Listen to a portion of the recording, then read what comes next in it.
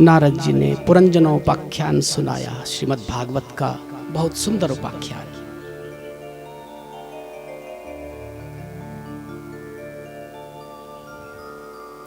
अपने सखा अविज्ञात से यह जीव जुदा हो गया, भटका, आकर्षित हुआ नवद्वारों वाली एक नगरी पर, और नवद्वारों की नगरी में यह प्रविष्ट हो गया। संकेत में बहुत सुंदर कथा है श्रीमद् भागवत की, मैं साथ में स्पष्ट करता चलूं। नवद्वारों वाली ये श्रेष्ठ नगरी ये शरीर ही है। इस शरीर रूपी नवद्वारों की नगरी में जीव आता है और पुरंजनी नाम की बुद्धि के साथ में इसका विवाह हो जाता है। इस जीव की जो पत्नी है उसका नाम है पुरंजनी बुद्धि। भीतर विषुचिन बैठा हुआ था, जो मन है। 5 फण वाला नाग भीतर बैठा हुआ, तो जो 5 प्राण है, प्राण अपान उदान समान व्यान, राजा की तरह पुरंजन रहता है। जैसा पुरंजनी कहती है वैसा करता है। पुरंजनी सोती है तो पुरंजन भी सो जाता है। पुरंजनी जगती है तो पुरंजन भी जग जाता है। पुरंजनी खाती है तो पुरंजन भी खाता है। पुरंजनी के हाथ की कठपुतली बन गया। समय आया, नगर के सामने एक राजा था चंडवेग। चंडवेग ने आक्रमण कर दिया। 720 गंधर्व और गंधर्वियां लेकर के चढ़ाई कर दी इस नगर पर। 720 गंधर्व जो हैं, गंधर्वियां हैं, ये दिन और रात हैं। गंधर्व दिन है, गंधर्वियां रात्रि है। वर्ष के रूप में यहां हमारे जीवन में आते हैं और धीरे धीरे धीरे धीरे हमारी जो नवद्वारों की शरीर रूपी नगरी है वह कमजोर होने लगती है। आक्रमण सहन नहीं कर पाती है, सामना नहीं कर पाती है उसका, चंडवेग का। और मौत की 5 घंटी बजती है जीवन में। ध्यान देना आप लोग, प्यार से बोलो जय श्री कृष्ण। 5 घंटियां बजती है मृत्यु की, और ये सावधान होने के लिए है जीव को। बोले सावधान हो जा, अब तो भजन कर ले, अब तो भगवान की शरण ग्रहण कर ले। पहली घंटी बजती है जी, बाल सफेद हो जाना, राधे राधे बोलो। हम लोग ऐसी ऐसी डाई लगाते हैं, ऐसी ऐसी मेहंदी लगाते हैं, बोले सफेदी दिखने ही नहीं देंगे। दुनिया से तो छुपाएंगे, लेकिन उससे क्या छुपाएंगे। दूसरी घंटी बजती है, फिर नेत्रों की ज्योति कमजोर हो जाती है, नेत्रों में दिखना कम हो जाता है। हम चश्मा लगाते हैं बढ़िया वाला। आजकल तो चश्मे का भी रिवाज खत्म, अब लेंस ही चढ़ता है भीतर। बढ़िया इंपोर्टेड लेंस आ गए। फिर तीसरी घंटी बजती है मृत्यु की। दांत गिर जाते हैं, बहुत चनाजोर गरम खा लिया, अब दलिया खा करके भजन करो। मिक्सी में मिक्स करके कुछ पी करके ही भजन करो, थोड़ा हल्का भोजन करो तो भजन में मन लगेगा। बहुत खा लिया, लेकिन हम तो ऐसा सेट बंधवाते हैं, बोले भले ही 50,000 लग जाए, बढ़िया वाले दांत लगवाने हैं जी। प्यार से कहो जय श्री कृष्ण। फिर चौथी घंटी बजती है जी, कमर टेढ़ी हो जाती है, हम लाठी का सहारा ले लेते हैं, फिर भी नहीं मानते। शास्त्र कहते हैं अंगम गलितम पलितम मुंडम दशनविहीनम जातम तुंडम वृद्धो यातो गृहीत्वा दंडम और तदपि न मुंचति आशा पिंडम। अंग गलित हो गए, सिर के बाल सफेद हो गए, दशनविहीनम जातम तुंडम, मुख बिना दांतों का हो गया, वृद्ध हो गए, लाठी हाथ में ले ली, लेकिन ये जो आशा तृष्णा है वो मिटती नहीं, बढ़ती जाती है, बढ़ती जाती है। फिर लास्ट घंटी बजती है छुट्टी की, राधे राधे बोलो, अच्युतम केशवम हो गया। इन घंटियों से कोई सावधान हो गया तो हो गया, नहीं हुआ तो फिर पछताना पड़ता है। पुरंजन की मृत्यु हुई, पुरंजन की जब मृत्यु हुई ना जी, तो स्त्री को याद किया था पुरंजनी को मरते समय। शास्त्र कहते हैं अंतमति सो गति, अंत समय में जैसी मति हो जाएगी वैसी गति हो जाएगी। अपने अगले जन्म में पुरंजनी बन गया, स्त्री बन गई। फिर विवाह हुआ, बहुत बड़ा खानदान हो गया, ममता मोह ममता में उलझ गया। और एक दिन पति की मृत्यु हो गई। सती होने के लिए पुरंजनी जब चली तो अभिज्ञात ने हाथ पकड़ लिया, बोले तू ना पुरंजन है ना पुरंजनी है, तो मेरा सखा है जो अभी कुछ देर पहले मुझसे जुदा हो गया था, भटक गया था। तू मेरा है और तेरा अनिष्ट मैं कैसे देख सकता हूं।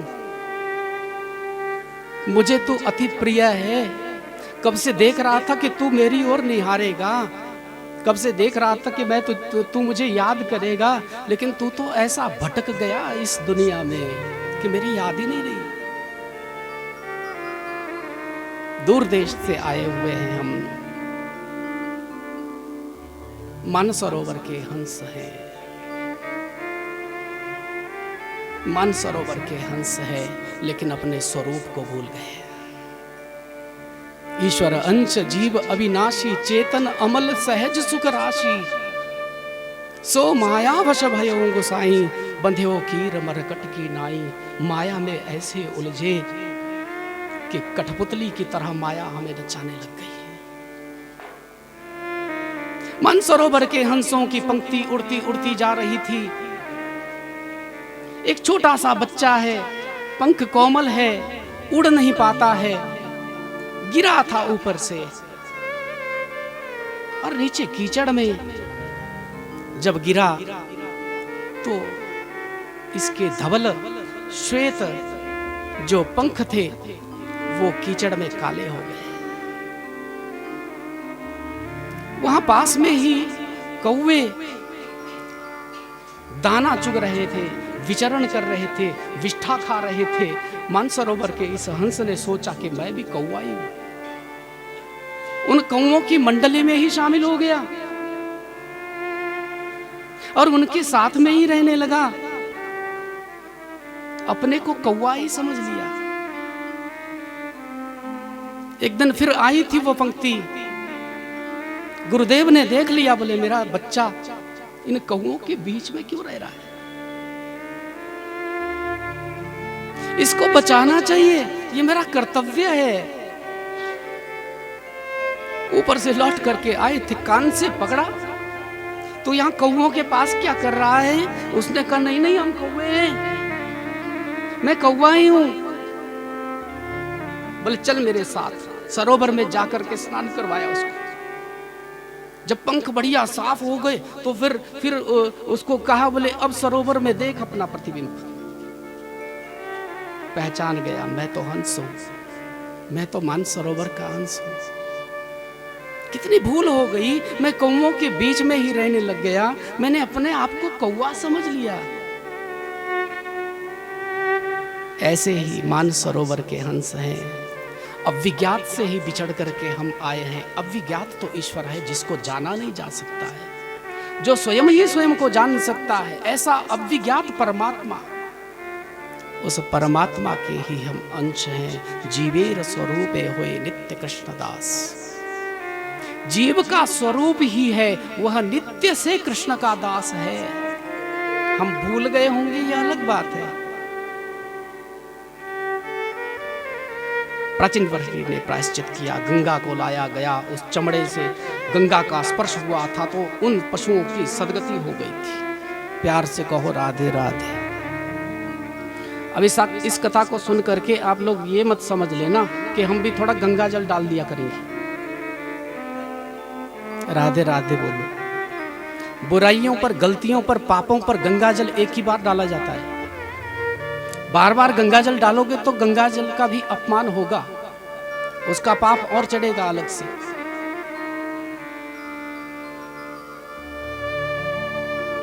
विदुर मैत्रेय संवाद के अंतर्गत ये अंतिम उपाख्यान कहा गया। विदुर जी ने विदा मांगी है मैत्रेय से, और इसके पश्चात श्रीमद् भागवत में अन्य कथाओं का वर्णन हुआ। श्रीमद् भागवत के चतुर्थ स्कंध में राजा प्रियव्रत की कथा आई। राजा प्रियव्रत इतने प्रतापी राजा हुए, स्वयंभू मनु के सबसे छोटे बेटे ही ये। कहते हैं ये पृथ्वी उबड़ खाबड़ होती थी पहले, कहीं समतल थी ही नहीं, लेकिन प्रियव्रत ने ऐसा रथ चलाया कि पृथ्वी को समतल कर दिया। और इतना ही नहीं, जब प्रियव्रत का रथ चला था तो ये पृथ्वी नवखंडवती हो गई उस रथ के पहियों से, 9 खंडों में विभाजित हुई, 7 समंदर बन गए।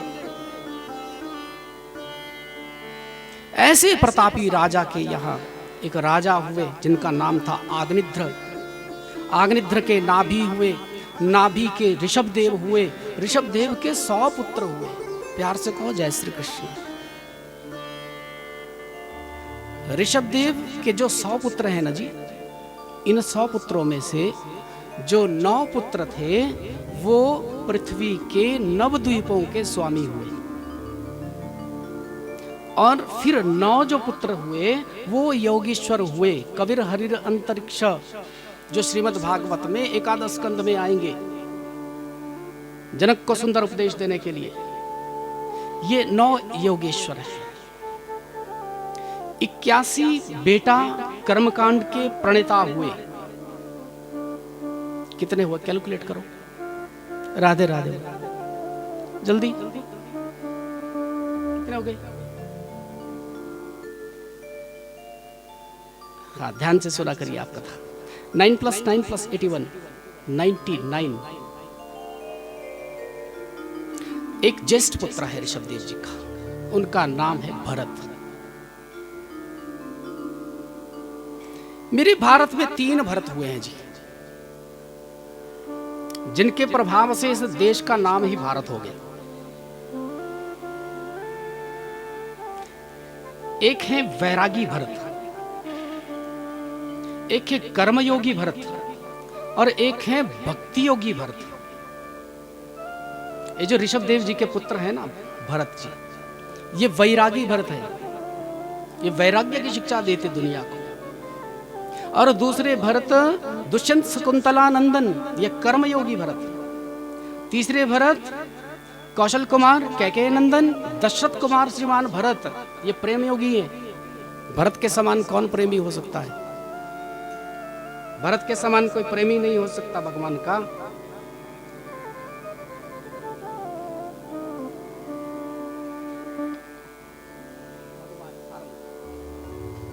भरत के समान कौन प्रेमी होगा? पूरी दुनिया राम का भजन करती है और भगवान राम भरत की याद करते हैं। सारी दुनिया राम को भजती है, लेकिन ठाकुर जी स्वयं भरत की याद करते हैं। कितना भाग्यवान होगा वह जीव जिसको भगवान भी याद करता है।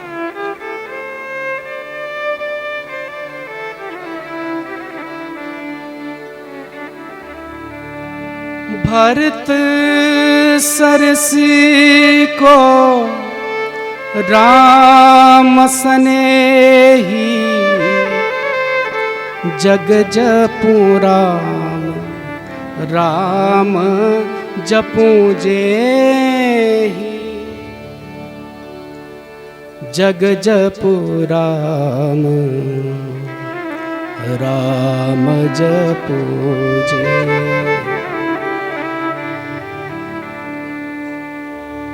ये प्रेम योगी भरत है। प्रभु से प्रेम कैसे किया जाता है, ये भरत जी ने सिखा दिया दुनिया को। ऋषभ देव महाराज ने अपने पुत्रों को सुंदर शिक्षा दी है। माता पिता का कर्तव्य है बच्चों में संस्कार डाले जाए। अपनी संस्कृति, अपनी सभ्यता, अपने संस्कार आने वाली पीढ़ी में स्थानांतरित किए जाए, ज्ञान इंपार्ट किया जाए, ट्रांसफर होना चाहिए। आज इसकी कमी हो रही है संसार में, जगत में कमी हो रही है इस बात की। हमारा कर्तव्य है, इसमें आधुनिक पीढ़ी का कोई दोष थोड़ी है। हम आप लोगों की गलती है कहीं ना कहीं। वो तर्क से समझना चाहते हैं। आज की जो पीढ़ी है वो महाराज इतनी इंटेलेक्ट है कि माँ बाप को बेच करके आ गए, राधे राधे बोल। उनको तर्क से समझाना पड़ेगा, बिल्कुल विज्ञान से समझाना पड़ेगा, उनको विज्ञान की भाषा से समझाना पड़ेगा। इतने सीधे साधे नहीं है जितने पुराने लोग होते थे। बोले गुरुजी ने कह दिया तो मान ली बात, माताजी ने कह दिया तो मान ली बात। आज के बच्चे नहीं मानते हैं। उनको तर्क से समझाना और अपनी संस्कृति का स्थानांतरण, अपने संस्कारों का स्थानांतरण करना और उनके मन में ये बात बिठाना कि भारतीय संस्कृति से उत्कृष्ट कुछ है ही नहीं। हमारी जो संस्कृति है, सभ्यता है, वह उत्कृष्टतम है। भारत का ही दिमाग पूरे संसार में, पूरे संसार को चला रहा है महाराज। प्यार से कहो जय श्री कृष्ण। यहां का दिमाग ही चलाता है संसार को। पूरी दुनिया में कहीं भी आप देख लो, दिमाग भारतीयों का ही लगता है। दूसरे काम वो लोग करते होंगे, दिमाग भारतीयों का लगता है। क्योंकि भारत के पास जो है वो किसी के पास नहीं है। भारत के पास विशेष क्या है? बोले भारत के पास एक बात है। एक बार कुछ लोग विदेश से घूमने आ रहे थे भारत। हमारे एक संत वहां गए हुए थे, तो उन्होंने प्रश्न किया, बोले बाबा जी हम भारत जा रहे हैं, इंडिया जा रहे हैं, इंडिया की कोई आप वस्तु बताइए, इंडिया से हम क्या लेकर के आए, क्या लेकर के आए? तो बाबा जी ने मुस्कुरा करके कहा था, बोले ऐसी कोई वस्तु नहीं है जो आपके पास नहीं है यहाँ, जो आपको भारत से लाने की आवश्यकता पड़े। डेवलप्ड कंट्री है आपकी, क्या नहीं है, क्या कमी है? भारत जा रहे हो, भारत से एक बात लेकर के आना। बोले भारत से थोड़ी सी श्रद्धा लेकर के आना, थोड़ा विश्वास लेकर के आना, थोड़ी आस्था लेकर के आना, थोड़ा प्रभु प्रेम लेकर के आना, थोड़ी भक्ति लेकर के आना भारत से। भारत में भक्ति मिलती है, इसलिए भगवान भारत में आते हैं। क्योंकि जहां भक्ति होती है वहीं भगवान होते हैं। बिन बादल के वर्षा नहीं हो सकती है, बिन भक्ति के भगवान नहीं हो सकते हैं।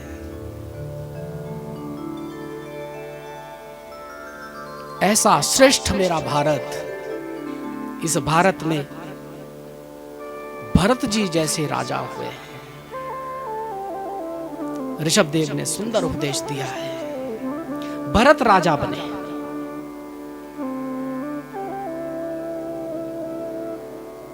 राज्य किया, लेकिन जब बहुत समय तक राज्य किया तो एक दिन भीतर के नेत्र खुल गए, अंदर के चक्षु खुल गए। बोले क्या यही करने के लिए परमात्मा ने मुझे भेजा? क्या अब मुझे भजन नहीं करना चाहिए? क्या अब मुझे स्वयं को नहीं जानना चाहिए? छोड़ दिया राज्य, चले गए वन में। 200 मालाएं भगवान के नाम की करते, कुटिया बनाई, 200 मालाएं कर रहे। कहते हैं हिरणी के एक शावक को बहते हुए देखा था तो बचाया उसको और अपनी कुटिया में रख लिया। ठीक है, जीव पर दया करनी चाहिए, करुणा करनी चाहिए, बचा लिया अच्छी बात है, लेकिन कुटिया में रखना गलत बात थी। राधे राधे बोलो। ममता हो गई उस बच्चे में। देखो ये जो ममता होती है ना जी, ये वन साइडेड होती है। जय श्री कृष्ण बोलो। माता पिता की ममता होती है अपने बच्चों में। क्या बच्चों की भी ममता होती माता पिता में? उनकी ममता अपने बच्चों में होती है। फिर माता पिता कहते मतलब बात ही नहीं मानते ये संसार ही ऐसा है। भरत जी की तो ममता हुई हिरण के बच्चे में, लेकिन हिरण के बच्चे की ममता थोड़ी है। एक दिन अपनी जाति के लोग देखे भाग गया था जंगल में, रोने लगे, पुकारने लगे, कहाँ है मेरा वो हिरण, कहाँ है मेरा बच्चा, मैंने बच्चे की तरह पाला उसको। और उसकी याद में ही प्राण त्याग दिए महाराज। जो 200 मालाएं कर रहे थे भजन की, हिरण के बच्चे की याद करते करते प्राण त्याग दिए। अपने अगले जन्म में हिरण बनना पड़ा था, लेकिन संस्कार थे तपश्चर्या के। पूर्व जन्म की स्मृति रही हिरण योनि में भी। बोले राजा था मैं, भटक गया, हिरण के बच्चे से ममता हुई इसलिए हिरण बना हूं। किसी तरह से उस योनि को पार किया। अपने तीसरे जन्म में अंगिरस गोत्रज ब्राह्मण के घर प्रकट होकर के पैदा होकर के आए। नाम फिर से भरत है। दुनिया इनको जड़ भरत कहती है, क्योंकि ये जड़ की तरह व्यवहार करने लग गए थे। बोले इस बार माया में नहीं उलझूंगा, नहीं तो पिताजी कहेंगे अब कर्मकांड करो, पिताजी कहेंगे अब विवाह शादियां करवा दो, पिताजी कहेंगे जन्मदिन पढ़ के आओ। इस बार नहीं उलझूंगा। वो कुछ कहते नहीं। यही जड़ भरत जब भीलों के हाथों लगते हैं, बलि देने के लिए भील तैयार हुए थे तो माता प्रकट हो गई थी। महाकाली ने भीलों के हाथों से तलवारें उठाई है और उनका अंत कर दिया है। जो भगवान का परम प्रेमी होता है ना जी, उसके जीवन में कोई संकट नहीं आता। संकट आता भी है तो पूरी प्रकृति उस संकट को मिटाने के लिए लग जाती है। इन्हीं भरत ने राजा रहुगण को सुंदर उपदेश दिया है।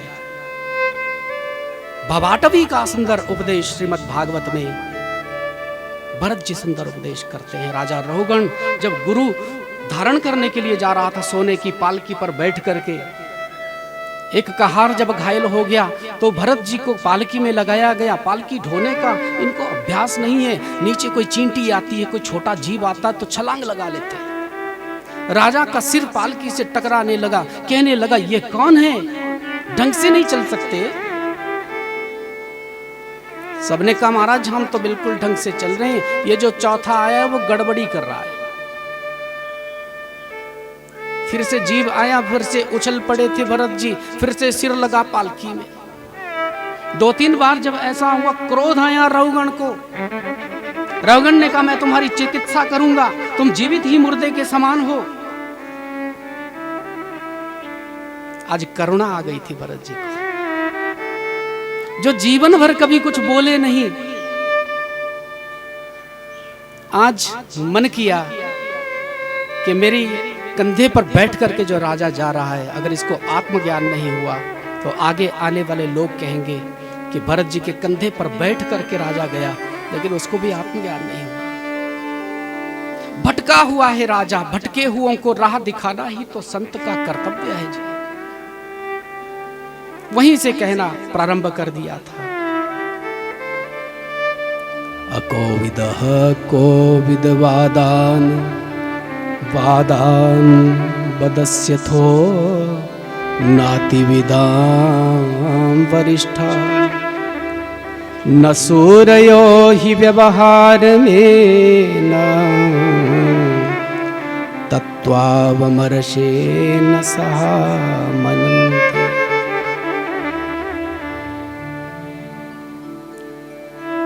स्थौल्यम कार्श्यम व्याधिश्च, मोटा होना, पतला होना, बीमार होना, स्वस्थ होना, ये शरीर के धर्म है राजन, मेरे धर्म नहीं है। तुम कह रहे हो तुम मेरी चिकित्सा करोगे, तुम मुझे क्या मारोगे? मेरी तो ना मृत्यु होती ना जन्म होता है। मुझे तो ऐसा लग रहा है कि पृथ्वी एक टुकड़ा है, उसके ऊपर एक दूसरा टुकड़ा चल रहा है, उसके ऊपर एक तीसरा टुकड़ा रखा है, तो फिर श्रम किसको होगा? जब ऐसी ज्ञान भरी बातें करने लगे तो राजा रहुगण ने कहा रोको, पालकी रोको। पालकी से नीचे उतरे हैं और चरणों पर गिर पड़े थे। आप बताइए आप हैं कौन? नाम विशंकेश्वर राजवज्रान, मैं इंद्र के वज्र से नहीं डरता हूं, मैं दुनिया के किसी राजा से डरता नहीं हूं, भयभीत नहीं होता हूं। मैं केवल एक बात से डरता हूं कि मेरे द्वारा किसी ब्राह्मण का अपमान ना हो जाए। कहीं आप कोई ब्राह्मण तो नहीं है, कहीं आप कपिल स्वयं मेरी परीक्षा लेने के लिए तो नहीं आ गए? भरत जी ने कहा था राजन, मैं कौन हूं, यही तो सबसे बड़ा प्रश्न है। यही तो सबसे बड़ा प्रश्न है राजन, कि मैं कौन हूं। और ये प्रश्न यदि सुलझ गया तो फिर पहेली ही सुलझ गई। अकोविद को विदवाद वादान, जो ये ऐसा समझता है कि मैंने परमात्मा को जान लिया वह मूढ़ है, और जो ऐसा समझता है कि मैंने परमात्मा को जाना ही नहीं वो भी मूर्ख है।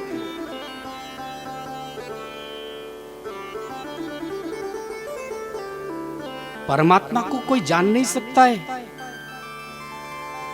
और परमात्मा को जानने के लिए हमें प्रयास करना चाहिए।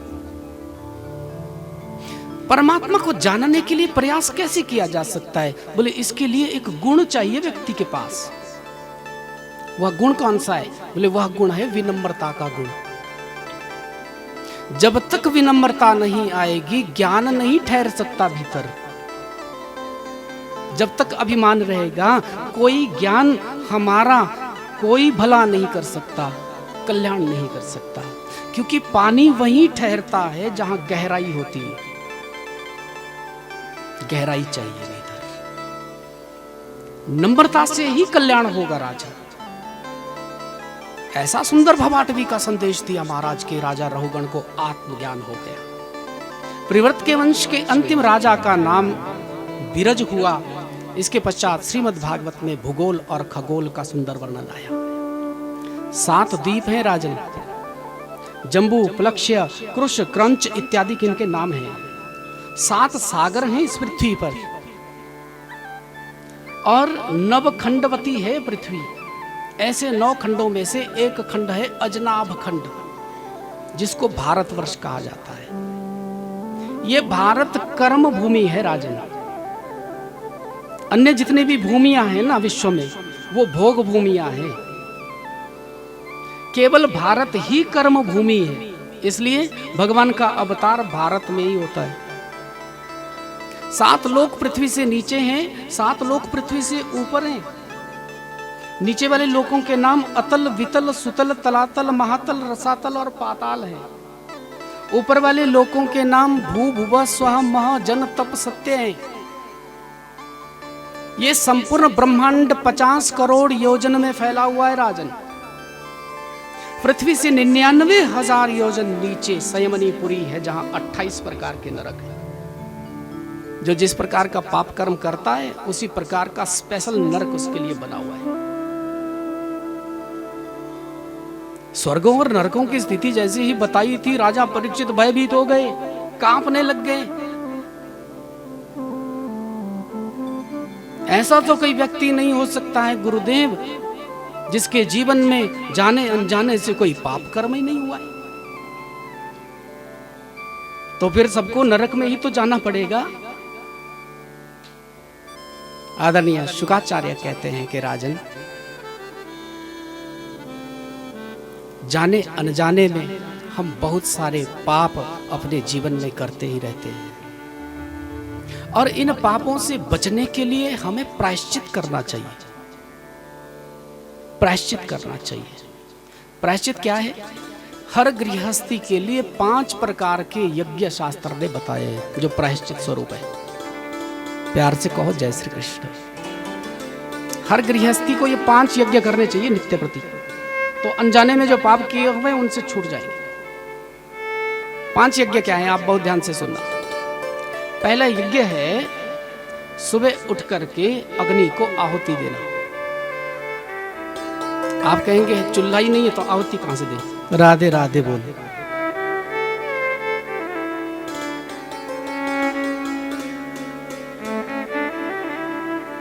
अग्नि में आहुति देना ये यज्ञ है। जब माताएं रोटी बनाती है ना, नियम बनाइए घर का, पहली रोटी गाय के लिए रख दो, ये यज्ञ है। पहली रोटी पर अधिकार है गौ माता का। चींटियां आ जाती है ना कहीं घर में, उनके लिए आटा रख दो, यज्ञ हो जाता है। सुबह सुबह पक्षी आते हैं आंगन में चहचहाते हुए, उनके लिए दाना रख देना, यज्ञ हो जाता है। गर्मियों में पक्षियों के लिए पानी रखना चाहिए, ये यज्ञ है। मछली को आटा देना यज्ञ है। अतिथि का सत्कार करना यज्ञ है। गृहस्थी को ये 5 प्रकार के यज्ञ नित्य प्रति करने चाहिए। बलि वैश्वदेव का विधान बनाया शास्त्र। बोले यदि ये भी ना कर पाए तो फिर आजकल सबको शॉर्टकट चाहिए, राधे राधे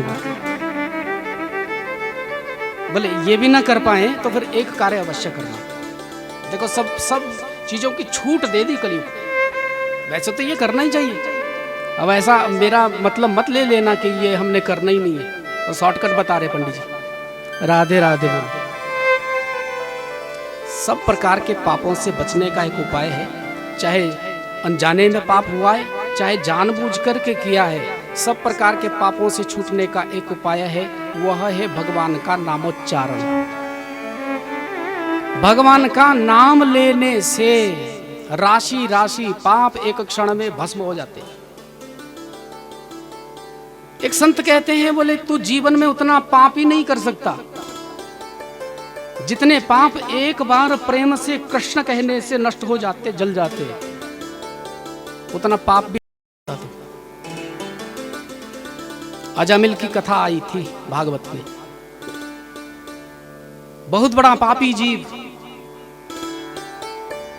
जिसने अपने जीवन में पाप ही पाप कर्म किए। एक वैश्या से विवाह भी कर लिया। जब इनके घर संत आए तो सत्संग के प्रभाव से अपने छोटे बेटे का नाम नारायण रख दिया। जबरदस्ती संतों ने रखवाया। बोले हमें कोई भिक्षा नहीं चाहिए, हमें कोई दान दक्षिणा नहीं चाहिए। भैया यदि हमें कुछ देना चाहते तो अपने बेटे का नाम नारायण रख देना। उसने कहा उससे आप लोगों का क्या लाभ होगा? बोले हमें अच्छा लगता है, हमारे प्रभु का नाम है, कोई पुकारता है इस नाम को तो हमें बहुत अच्छा लगता है। कलयुग में महाराज स्वयं चैतन्य महाप्रभु प्रकट होकर के आए और ऐसा नाम का प्रचार प्रसार कर दिया पूरे विश्व में। हरि बोल हरि बोल हरि बोल। कहते हैं चैतन्य महाप्रभु तो घर घर में जाकर के माताओं से कहते, बोले देवी मैं तेरे चरण पड़ता हूं, एक बार हरि बोल। अब वो माँ कहती है अपने पति से, बोले आज ऐसा बाबा आया था, ऐसा संत आया था, मैं भिक्षा देने लगी, वो कहने लगा मुझे भिक्षा नहीं चाहिए, एक बार हरि बोल। अब पति देव भी कहते हैं, बोले क्या बोल रहे थे? बोले हरि बोल। अब बच्चे आगे पूछने लगे, बोले बाबा वो क्या बोल रहे थे? हरि बोल। भजन होने लगा, भजन होने लगा। नारायण नाम रखा था बच्चे का। जब मृत्यु के समय यमदूतों को सामने देखा तो घबराया अजामिल और अपने छोटे बच्चे को पुकारा जो आंगन में खेल रहा था, नारायण मेरी रक्षा कर, नारायण मुझे बचा, नारायण मुझे बचा। पुकारा तो था बेटे को लेकिन सुन गए भगवान। इतने करुणा निधान मेरे प्रभु हैं, अपने पार्षदों को भेजा, मेरा एक प्रेमी, मेरा एक भक्त मुझे बुला रहा है। पार्षद आए थे और आकर के यमदूतों के साथ में इनका बड़ा सुंदर संवाद होता है। यमदूतों ने कहा ये पापी जीव है, इस पर हमारा अधिकार है, इसको हम नरक में ले जा करके इसको नरक में दंड देंगे।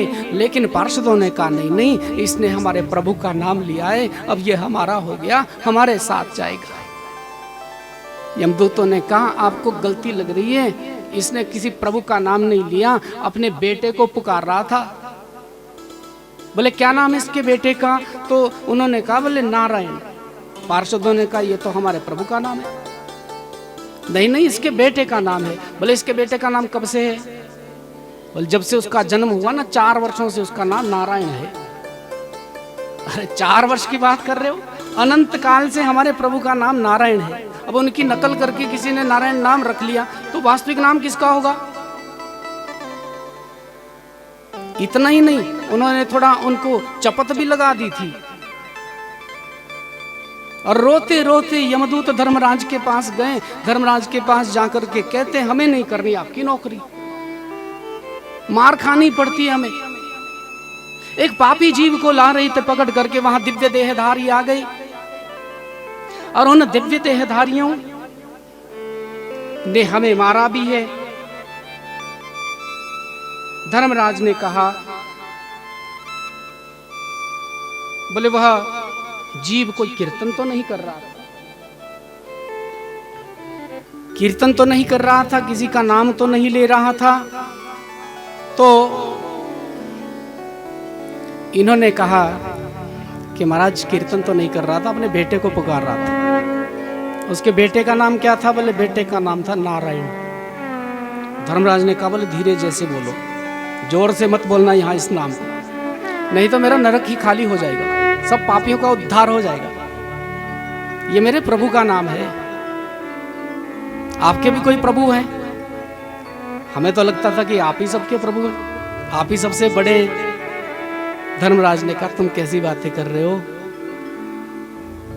हम लोग तो प्रभु के ऐश्वर्य के सामने एक चींटी, एक अणु के समान है केवल। प्रभु ने इतना सम्मान दिया है, इतना प्रेम दिया है कि हम कुछ लोग हैं जो प्रभु के बारे में थोड़ा बहुत जानते हैं। प्रभु ने हमको भागवत नाम दिया है, हम 12 लोग भागवत हैं। यमदूतों,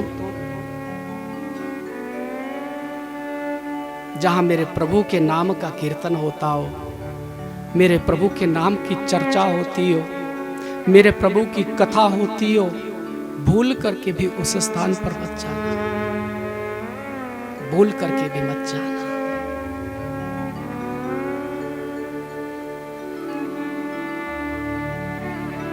सांकेत्यम पारिहास्यम वा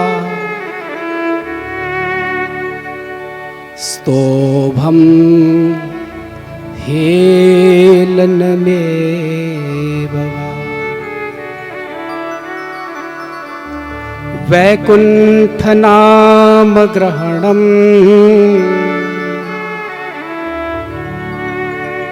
शेषाघहरम विदो। कोई संकेत से, परिहास से, स्तोभ से, हेलन मेव वा, किसी गीत की मात्रा को पूरी करने के लिए भी हे हरि भगवान के नाम का उच्चारण कर ले तो वो भगवान को प्राप्त कर लेता है।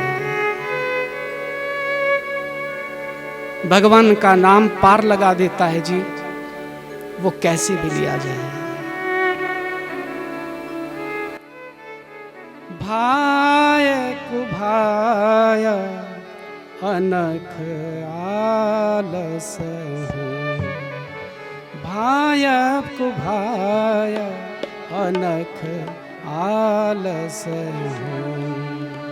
भाय कुभाय अनख आलस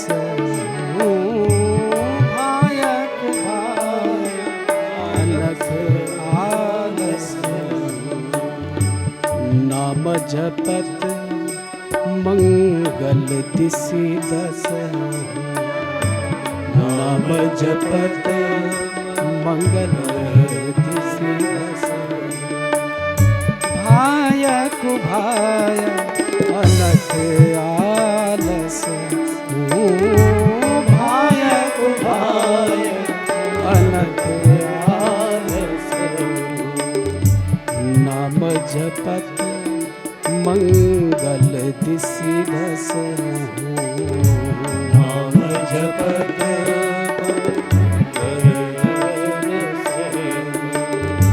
कहूँ कहाँ लगी नाम बड़ाई कहूँ कहाँ लगे नाम बढ़ाए कहूँ कहाँ लगी नाम बड़ाई कहूँ कहाँ लगे नाम बढ़ाए राम न सकहीं नाम गुण गाए राम न सकहीं नाम गुण गाए राम न सकहीं नाम गुण गाए राम न सकहीं नाम गुण गाए।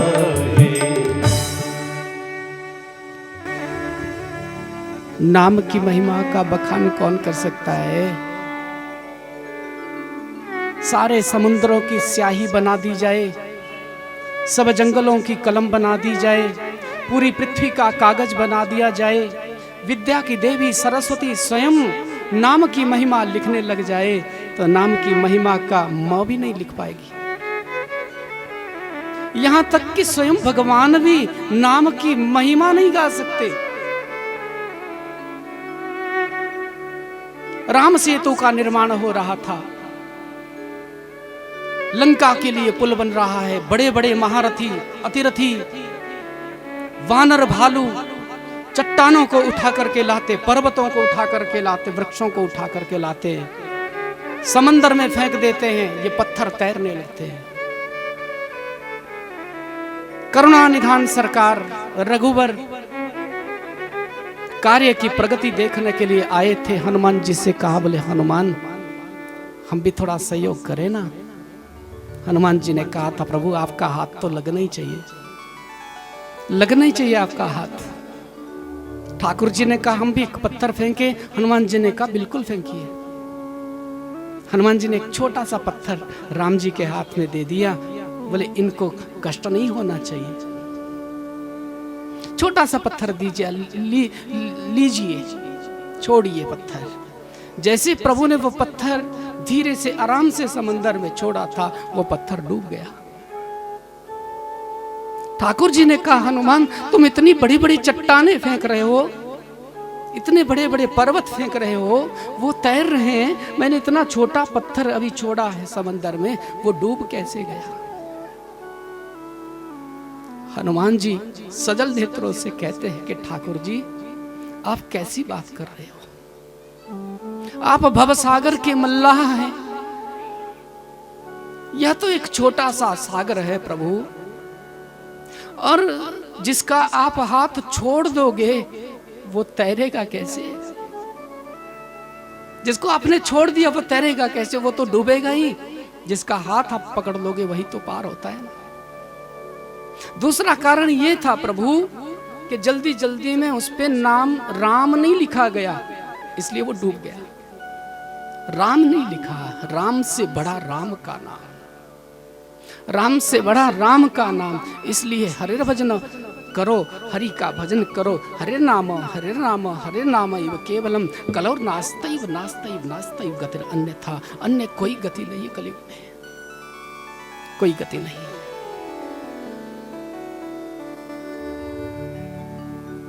भजन करिए, यमदूतों ने कहा महाराज जी आप हमें बताइए कि हम किस किस को पकड़ करके लाएं, हमारी तो नौकरी है, ड्यूटी है ना। धर्मराज ने कहा बोले डायरी पेन निकालो, लिखो, हम बताते हैं किसको पकड़ करके लाना है। बहुत ध्यान से सुनना आप लोग, श्लोक है भागवत का कि जिह्वा न भक्ति भगवद गुण नाम ध्येयम् चेतश्च न स्मरति तच्चरणारविन्दम् कृष्णाय नो नमति यच्छिरेकदापि तानानयद् ध्वमसतो कृतवृष्णुकृत्या। धर्मराज कह रहे हैं जिह्वा न भक्ति भगवत गुण नाम ध्येयम, जिसकी जिह्वा भगवान का नाम नहीं लेती बोले उसको पकड़ करके ले आना, उसकी अच्छी तरह से चिकित्सा करेंगे हम नरक में।